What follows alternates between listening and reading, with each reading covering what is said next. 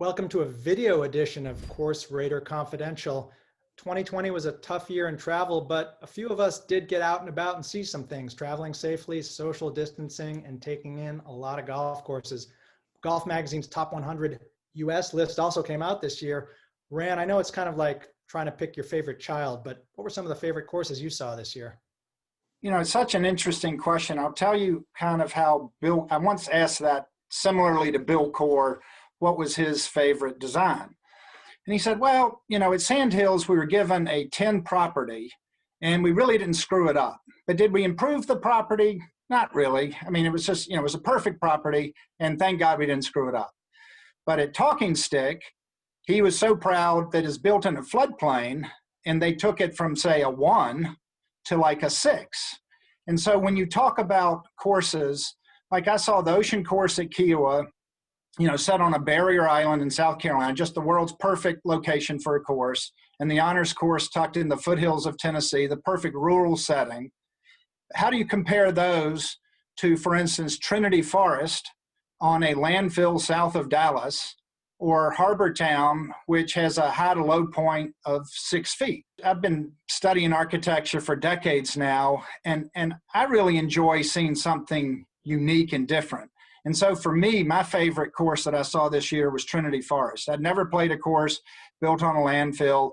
I think it's a really neat way of getting courses close by to where you live, where the members come by after work. I saw a man with Hickory golf clubs head out at 6:30 one evening. I mean, it's just the dream scenario.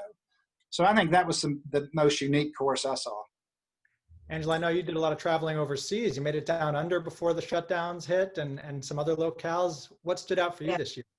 Yeah, so it was a big year in traveling for me. So I had 3 weeks of, Australia, New Zealand, Tasmania, and then also during the summer when Europe wasn't locked down, I had France, and then a lot of Ireland because I'm here in Ireland. And from Kingston Heath to Barnbougle Dunes, Tara Edy, Royal Melbourne, St Andrews Beach, County Down, Lahinch, Ballybunion. I mean, it's nobody feels sorry for Angela. You're going to start getting some hate mail, Angela, if you keep doing that. COVID, it's COVID. There are a couple that just stand out, and I really like 9-hole golf courses. Sometimes they're just class, and there are 2 in Ireland that I just really like. That's Mulrenny, which is really natural. I think they have like 1 greenkeeper, and then Critch Island, which is fantastic, setting out on an island, and it's beautiful and very natural. And yeah, I enjoyed that a lot, beside the all high end and beautiful golf courses. Bob, you didn't exactly get cheated this year either, from what I hear.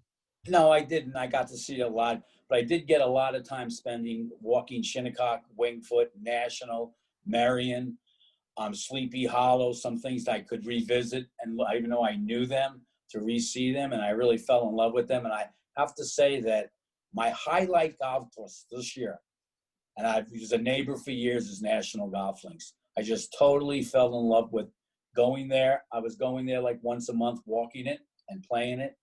And I have to tell you, that's what I really put way up there right now. It always used to be Shinnecock, but I have to tell you that National was really, really good, and I really enjoyed that. Everything about it, the playabilities, the angles, the green contours, the whole feeling of it.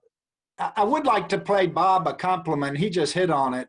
More than any panelist we have on our panel, Bob likes to walk a golf course without his clubs in his hand. And if you really want to see a guy who's into the agronomy, into the architecture, take away the golf clubs, which produce their own, you have to focus in that direction, and just walk around a golf course. That's a guy who loves golf architecture. I'm going to start doing that and just write down whatever score I want at the end.